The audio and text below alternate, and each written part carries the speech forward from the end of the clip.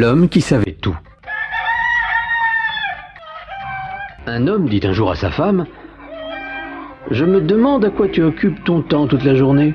Tu dois seulement ranger, surveiller le bébé et préparer les repas. » Tu oublies la vache et la truie à soigner, et la baratte à tourner pour faire le beurre, répondit la femme. Bah, ce n'est rien, grogna le mari. Ici, je suis le seul à fournir un vrai travail, dehors, dans les champs, en plein soleil. Je préférerais être à ta place et ne pas bouger de la journée. Eh bien, repose-toi demain, proposa sa femme avec un gentil sourire. J'irai couper le blé et toi, tu te chargeras de mes petits travaux ménagers. Voilà une excellente idée, s'écria l'homme.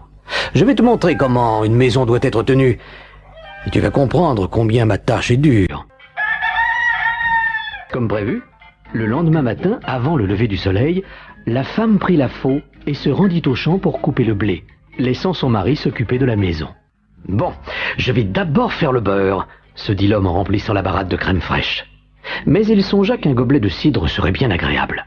Il descendit donc à la cave, mit un pichet sous la barrique et tourna le robinet. La truie.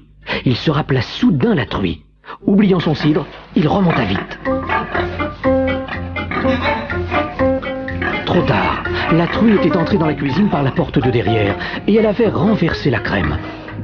L'homme dut la faire sortir et tout nettoyer avant de remplir à nouveau la baratte de crème.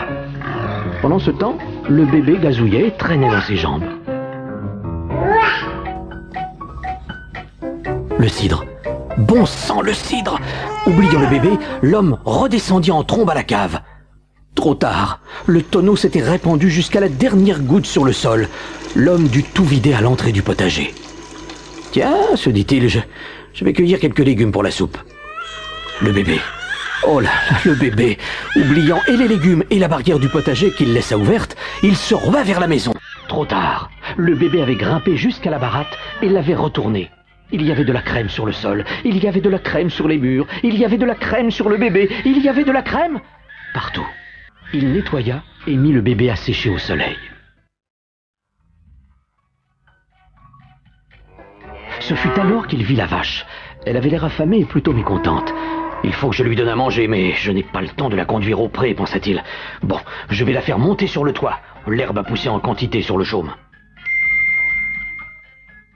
Comme le toit descendait presque jusqu'au niveau du sol, il réussit à la faire monter en la poussant et en la tirant. Une fois sur le toit, la vache fut enchantée de brouter l'herbe qui poussait là-haut. La barrière. Il avait laissé la barrière ouverte. Oubliant la vache et le bébé couverts de crème, il courut au potager. Trop tard. La truie, une fois entrée, avait mangé tous les légumes.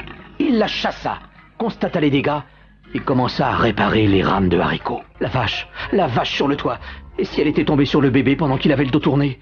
Abandonnant ses réparations, il se précipita vers la maison. Mais non, la vache était toujours sur le toit, ruminant paisiblement. Pour assurer sa sécurité, il lui passa une corde autour du cou, en fit descendre l'autre extrémité par la cheminée et se rendit à la cuisine pour nouer le bout autour de sa taille.